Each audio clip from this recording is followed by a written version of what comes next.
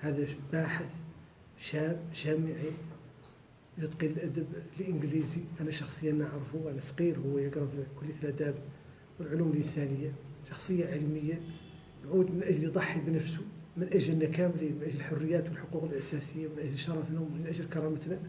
هذا فعلا هذا يعدلوه البحث العلمي، هذا يعدلوه الأطباء.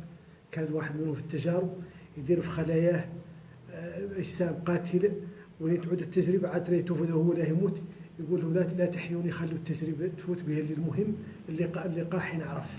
هذا عدلوا باستور. دونك هذا هو اليوم باستور مات، هذا هو على كل لسان. هم يستفادوا اليوم الموريتانيين من خدماته والسنغاليين والعالم كامل، وابن سينا نفس الشيء. إذا ما غريب أن شاب ومستواه هو العلمي والأخلاقي ورئيس اللي حزب هو اسمه، أن يعود تصرف ذنبته. ما هم دق كاس لرقاش، ما هم دق كاتل ديك ولا أحمر. غير بعد هذا المظهر المجتمعات قاع متخلفة كيف نحن تعود لما ولا عند قداك غير هم اللي نعرض من الابتداء، نختار هم اللي نعتذر عنه. ذا الكلام اللي قال طبيعي، هو ما خلق قال لي أو بعد ما قضيت تجاربت معاه عليه علم الله. غير بعد هم اللي متفهم ويلو عاد تفبلون. والله دني نقول نفس الشيء ونقول الطم ونقول يا الموت وهاي، وندعي بالنار وبالشنار وبالعار. به اللي رقاه لين يظلم عنده الحق في يعبر عن ظلمه، ولانا اللي خالقنا محرم علينا كلام السوء. قال علينا لين يظلم واحد منا عنده الحق في يقول السوء ولا وقع السوء لين عود هو قايله. المظلوم لا يعتبر سوءا، لا يحب الله الجار بالسوء من القول إلا من ظلم.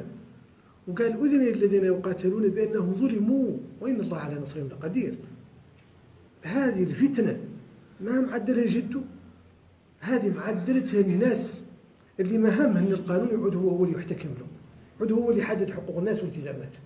احنا ما نقدر نعود دوري بالتعليمات، الشفه هي اللي ما يعرف فيها حاجه. لا اما نحتكموا الدين ولا نحتكموا القانون، وهذو كاملين متوافقين على ان هذه الاحزاب موجوده من الناحيه القانونيه. فالأحرى هذه الاحزاب الثلاثه بعد اللي نعرف انا ونقدر نتكلم عنها، راني احزاب ثانيه ما نعرف من الناحيه القانونيه، ما نقدر نتكلم عنها، وضعيتها ما نعرف.